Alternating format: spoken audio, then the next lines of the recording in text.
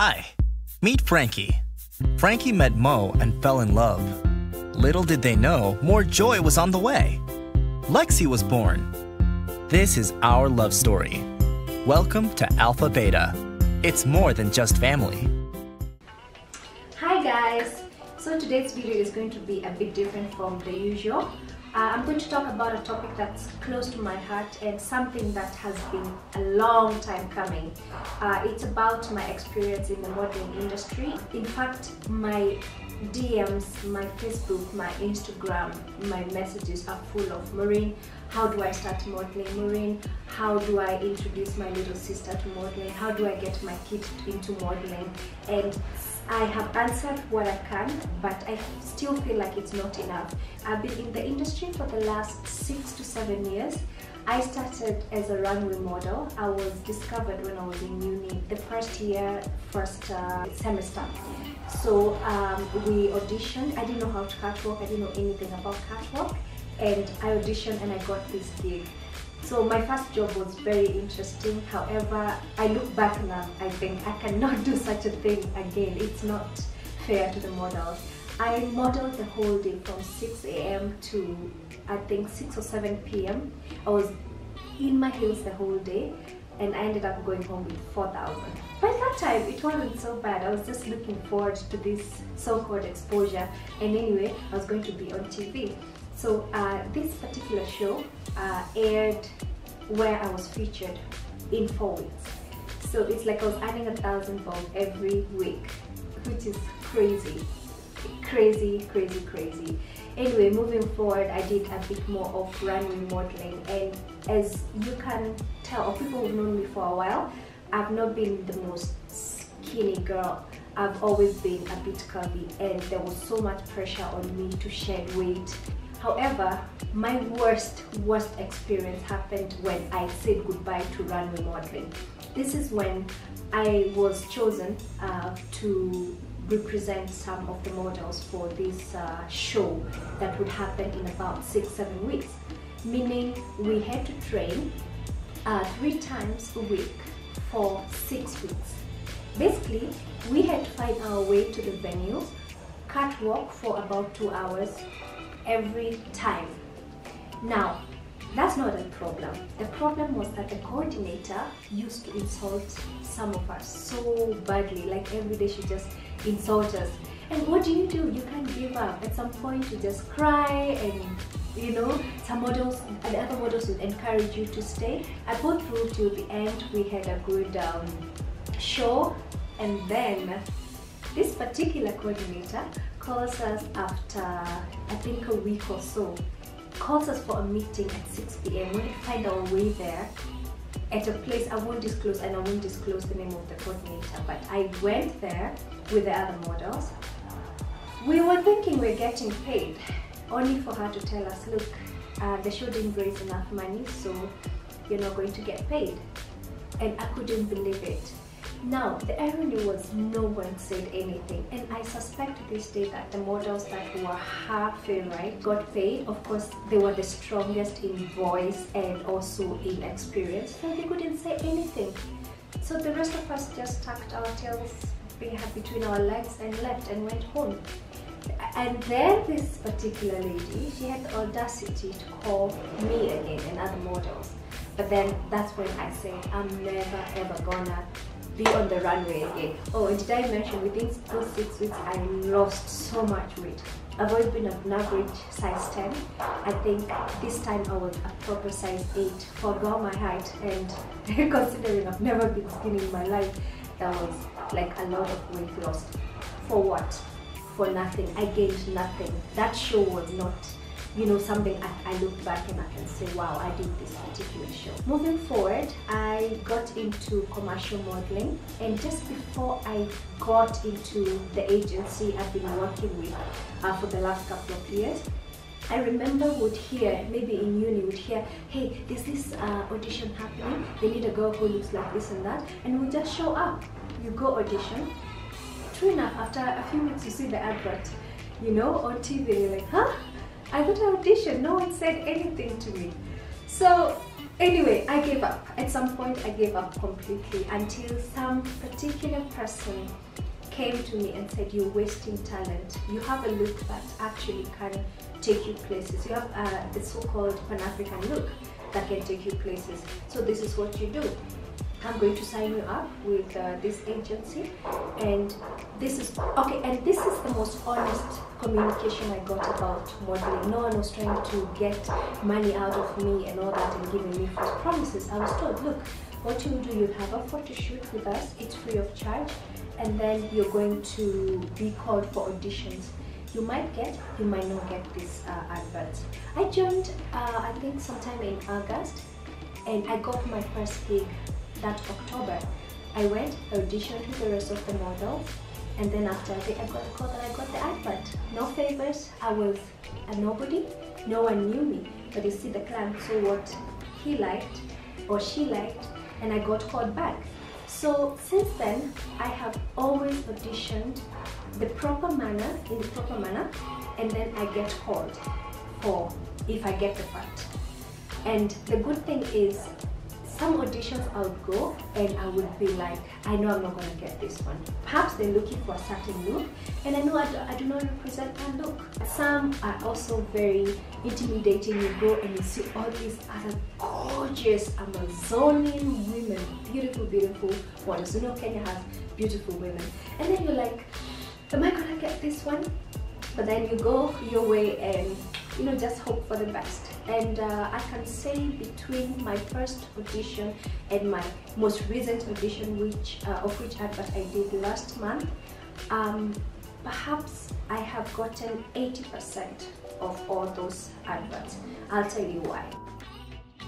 One thing is that you have to always be ready, always be prepared. You keep your nails neat, keep your hair neat, keep your makeup to the minimum and the neatest way you can, and also make sure that you keep your pictures updated to your most recent look. Alright? Then when you hear of an audition, you have to match up to that particular requirement. If it's an age bracket, please stick to that age bracket. If they're asking for 25 to 30 years and you know you're below 20, don't go. If you're above 30, don't go, because chances are you won't be picked. On top of that, there's this aspect of, you know, I'm gonna get it, and overconfidence and all that. You go there with humility, listen to what the person auditioning is telling you, and go ahead. And then there's been moments of the shortlist. You're called, the two of you, you even fit clothes, and you actually almost sign the contract, and then boom, you don't get it. Thing is, it's a gamble. If you auditioned among other 50 people, you have one chance over 50. Go with a positive attitude, do your best, and then go home and wait and pray. You might get it, you might not get it. I have lost in as much as I have gained. In the last few days, you've all seen this hashtag going around, Pay Models Kenya, and a lot of models came forward and raised their issues that they've experienced, and mostly negative ones in the industry. It's so unfortunate, and it makes my heart bleed, because I'm aware, fortunately I have not been a direct victim towards that, other than the not getting paid. And some of these magazines that were mentioned, I'm a victim. Some of these hair companies that were mentioned, I'm a victim. Can you imagine someone paying me 20,000 for a billboard that will be up for a whole year, and then you'll see your face everywhere 3 years later? It's insane. It's not like they don't have the money, they just don't value models. So I have to commend Sheila for starting off the hashtag, and I hope that this is going to be an enlightenment, because it is just wrong. And then let me tell you guys, it's not just in the modeling industry, it's everywhere. Even in internships, in companies that want to take you in. Even being a woman, it's so difficult to prosper without someone asking you for favors. It's everywhere. Young people are suffering, alright? Even getting jobs it's crazy because they ask for certain amount of experience. You show up, do the first interview, do the second interview, and then you just don't qualify. Before you know it, you're so frustrated, you don't know what to do with yourself, there's no mentorship. As we move forward, I'm also going to tell Frankie to come and talk a bit about social media influencing. You'll see the experience is no different. So Frankie is going to talk about his experience as a social media influencer. Yeah? Yeah. Where do I even start? I became a social media influencer as soon as I hit, I think it was what, 10,000? Or about, actually no, not even 10,000. I think when I hit around, it was around 8,000 or 7,000 followers on Instagram. That was the first time I got approached by a company, and they were like, hey, we've seen that you're a social media influencer, we'd like to use you for promotion. And I was like, okay, this is a very new term. For me, I was just getting followers in terms of a way to grow my business and to get clients, basically.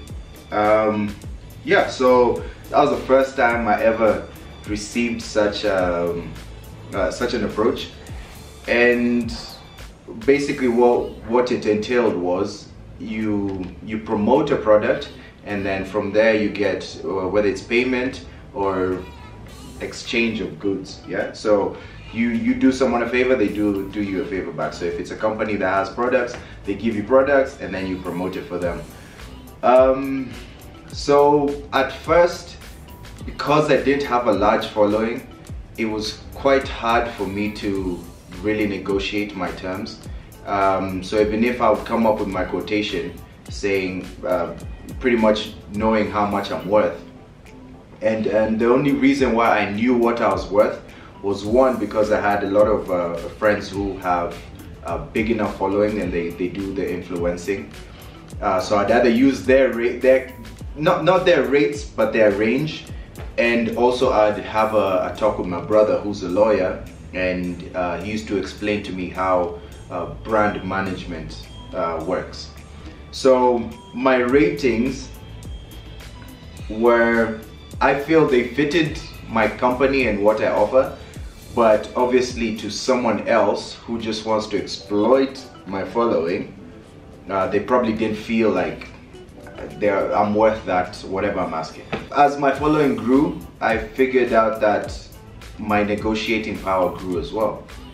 So I was able to negotiate higher rates and higher rates. And until now, fast forward to now, I can easily turn down jobs. Like if someone wants me to do something and I don't feel like it doesn't fit my brand, or it doesn't pay me sufficiently, or I'm doing more for you than you're doing for me, I can easily turn it down. I've reached that level. What I've noticed also is modeling and being an influencer, a brand,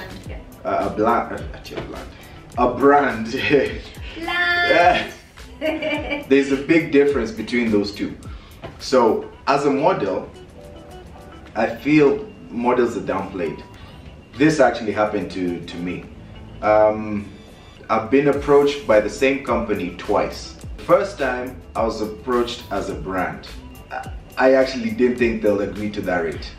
I was shocked when they signed off to it. They were like, okay, fine, we'll send you the PO for it, and you know, we'll head on with it. I was like, what? They actually agreed to that? It was fun, and it was a week's worth of work. At your own terms? At my own terms. Actually, it was me and Shiv, so it was just Jimmy terms. Then they approached us again, Shiv and I. Not approached us as us, but like used our images, and we got chump change for that. We even complained about it, but oh well. You know, big company, you're not gonna go fight a big company and expect to win. One thing that companies need to realize, you giving me products is not payment. You're giving me that product to promote it. You're not giving me the product as form of payment to promote something else. No, you're not. If you want me to promote a toothbrush, you have to give me a toothbrush which I can use to show people that this toothbrush actually works. That's the promotion part. Now you have to pay me for using that toothbrush and showcasing it to my audience. But that's not how companies work. Companies feel like this toothbrush is so precious that you should be grateful that you're using this toothbrush, you know, because of the brand of the toothbrush. No, that's not going to feed my family. Yeah, there's a difference between that and doing an event as an influencer. You know, you get invited to an event, they get you everything you need. Yes. They even give you like the goods, and then you go home. It's nice. That's an experience to say, you know what, maybe I don't need money for that. Yeah. But the proper influencing, like promoting your if brand, it's a whole campaign, then it's so wrong. Anyway, babe, I think you're better to talk about, because you've experienced this recently, contracts. Like once you receive your contract, what are the red flags and what do you look, do you look at? So with contracts, if you don't have, first you have to find someone who can look at your contract in depth, a lawyer or someone who knows how to deal with contracts. Sorry, let me cut you short, babe, because I know that a lot of people, and especially a lot of young models and any other person, it doesn't need to be modeling, you might think, goodness, where do I even start looking for a lawyer? Lawyers are expensive. I'll tell you this, there's so many channels to getting someone who can interpret your contract. I'm sure you know a law student somewhere. Kenya School of Law, guys have knowledge. They'll always look at your contract and they can give you the information you need. There's paralegals, search online. There are people offering free services.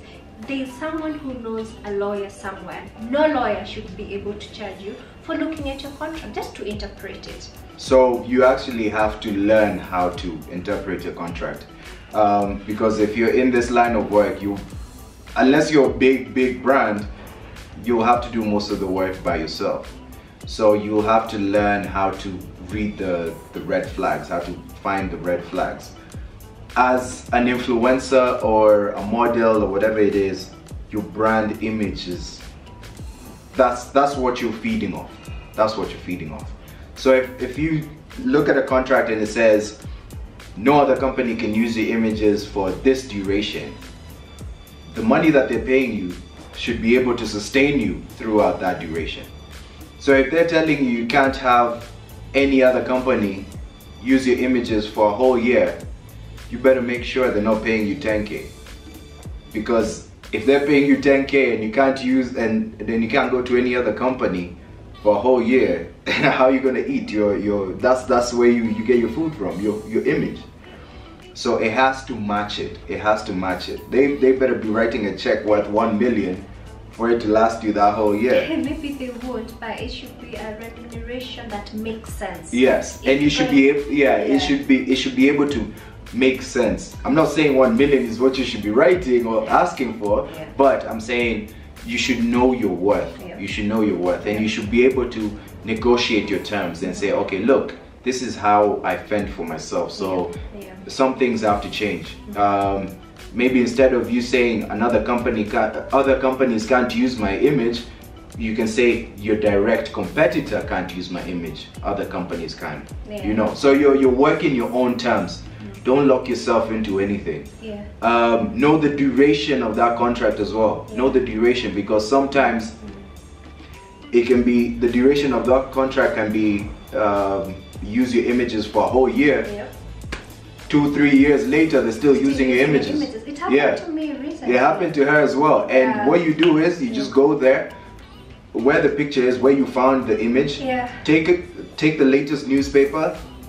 Take a picture of that, the date and everything, show it. Go to the agency or go to the company and say, look, you're using my images. You're using my images. After this duration is over. And it expired last year. Pay me for my charges, or it's a court issue. So they either pay you they pay you the same amount that they paid you last time for using it, or they put it down. They pull it down. And it has to be within a reasonable time, because you're not gonna pull it down after 6 months and they go without paying me. No. If you see it's been up like for a year or so, you tell them no, you have to pay me for that. But if it's been maybe like 10 days, tell them, look, in the next week I need this picture taken down or you're paying. Yeah. You know, contract is something very solid. Use that to your advantage. Yeah. Don't think a contract is for the company. No, It's always yours. make the contract work for you. Yeah. The contract has to work for you. Yeah, talking of which, I've seen a lot of models see their contract and they're like, oh my god, here's the contract, I know the money is this, without them even thinking twice, they sign. Yes. You were telling me? Hold on. Yeah, hold on to the your contract. Really? I usually hold on to a contract. Yeah. I hold on to probably even 2-3 weeks. Yeah. I just hold it. Until they're like, yo, have you had a look at it? I'm like, yes, I'm still going through it. Yeah. Kindly wait. Exactly. Yeah. Always demand for a copy. And always. If always get a copy. I'm guilty. Like, I don't even think I have one single contract until recently. I've learned once you sign the contract, we own smartphones with very nice cameras. Take a picture. Take a picture. That's what I was about to say. Yeah. Always ask for the copy, but before you give it back, take a picture of every page. Every page, take a picture of it, and then give it back and tell them, look, I need a copy of that contract. Just in case they don't give you the copy, you already have photo evidence of the contract. Yeah. And also another thing, this contract, as per the law, word of mouth contract is still a valid contract, but you can never be seen. Please guys, demand, even if it's just a sentence saying, I agree to do this and that for this amount of money for this company, sign and witness. Please demand for something written. That will be your tool of power. That will be your comeback. Because I have seen so many models suffer in the sense that they were told, oh this and that, oh this and that, you know? And then whatever the person tells you, tell them, okay, that's great, that's nice, but I want it in writing. Exactly. I was just telling Frankie earlier that there's a day I was seated at a Reed Center and this young, gorgeous, very young and naive looking girl comes on. She was barely, I think she was 18, 19, and she comes with a form and tells me, hi, I need your help. I'm trying to raise money. And I was told by this particular person that I need to raise money so that they can help me get into the modeling industry. And I asked her, how much are you supposed to raise again? She tells me she's supposed to raise 20,000. Can you imagine? So thankfully she ended up in my hands at that particular point, and I told her, look, this person is lying to you.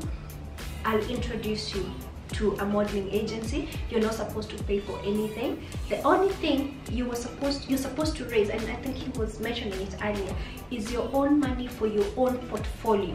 You know, approach a photographer at your own terms. Don't let someone take advantage of you, tell you how to take pictures, tell you to be half naked so that you can be. No, it doesn't work. You can be a fully clothed woman who sells herself like that. Never be afraid to turn down work.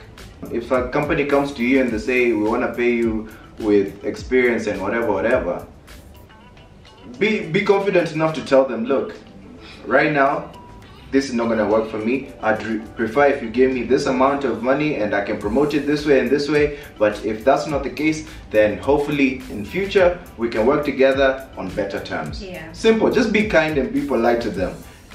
If you just be like, this guy's not paying me, or and then you don't reply to them, then in their mind they're like, okay, this person is stubborn, they don't want to work with us. At least if you give that level of kindness, they're like, okay, fine, we understand.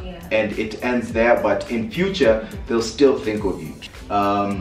With negotiating, always try and meet that person. Don't negotiate over the phone or on email or things like that. What tends to happen is they can ask you, what's your quotation? Then you give them a quotation and they never get back to you. Because they're like, okay, this is too much, and then they start looking for someone else. Before you know it, you see that same campaign that you were approached for being done by someone else. So what you do is, you say, okay, I'll write you a quotation and we can meet and discuss it. So that when you meet...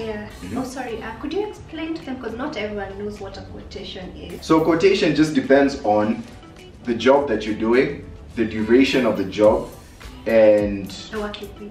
Oh, sorry. yeah, exactly. The work you're doing, the duration that you'll be doing it for.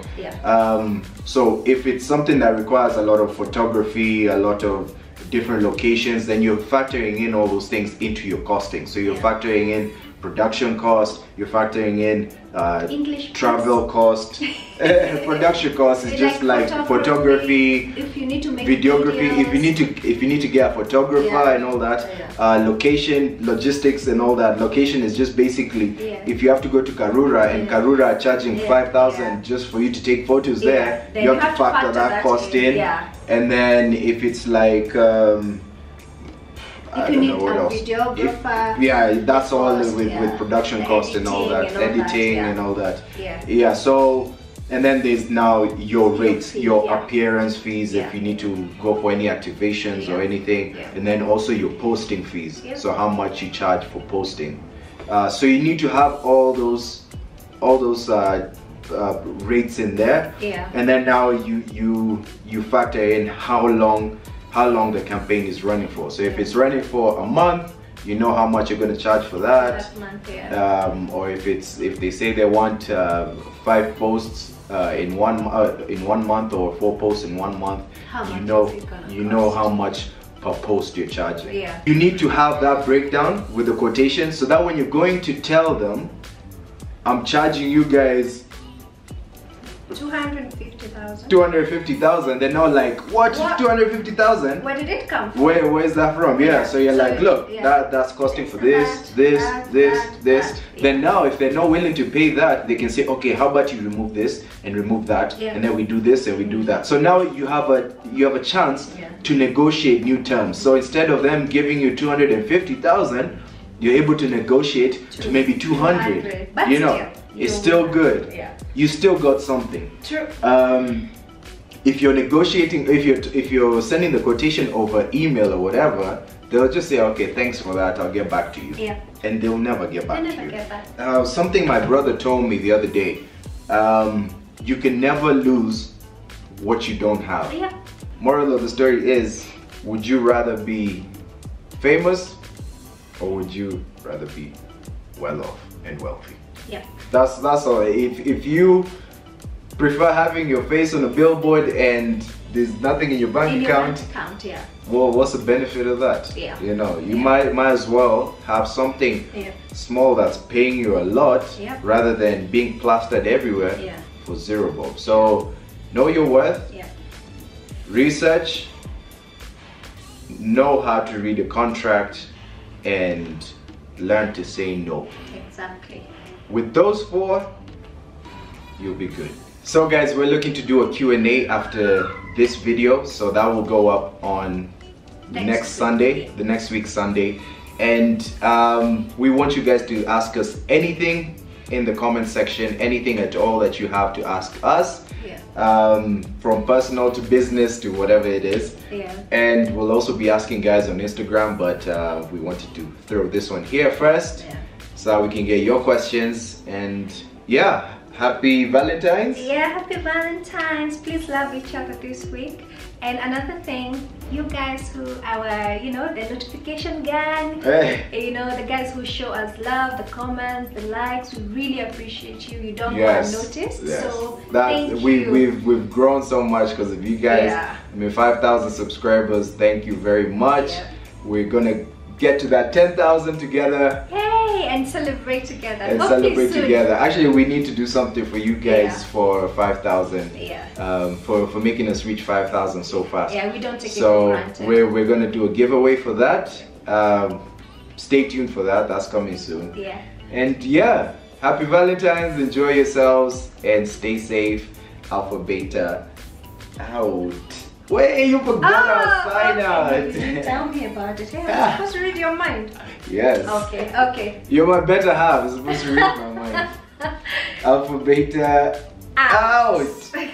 No, we're supposed to say, 1, 2, 3. AlphaBeta out.